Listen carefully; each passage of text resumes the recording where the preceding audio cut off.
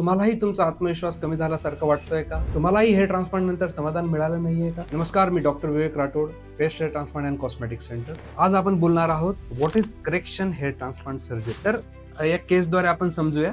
हा पेशंट आमच्याकडे 1 वर्षापूर्वी आला होता. त्याने हेअर ट्रान्सप्लांट पूर्वी केलेला आहे 2 ते 3 वर्षापूर्वी. बट त्याचा जो अननॅचरल हेअरलाईन डिझाईन आणि डेन्सिटी कमी असल्यामुळे आत्मविश्वास त्याचा कमी झालेला होता. तर त्याने बरंच संशोधन करून परत, कारण की हा त्याचा शेवटचा चान्स होता, आमच्याकडे आला. नवीन आशा घेऊन आला की आता काहीतरी चांगलं होईल. तर आम्ही त्याची परत करेक्शन सर्जरी केली, ज्यामध्ये आपण त्यांची डेन्सिटी वाढवली आणि त्यासोबत त्याचा लुक सुद्धा चेंज झाला. तर यामध्ये आम्ही त्यांची हेअरलाईन परत डिझाईन केली, त्यानंतर डिरेक्शन ऑफ अँगल चेंज केलाय आणि डेन्सिटी वाढवली. आणि आज त्याचा लुकच नाही तर आत्मविश्वासही बदलला आहे. पहिला हेअर ट्रान्सप्लांट योग्य झाला नसेल तर तोही सुधारता येतो.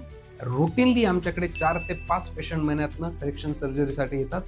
आणि तुम्हालाही याची गरज असेल तर तुम्ही खालील दिलेल्या नंबरवर संपर्क साधू शकता. धन्यवाद.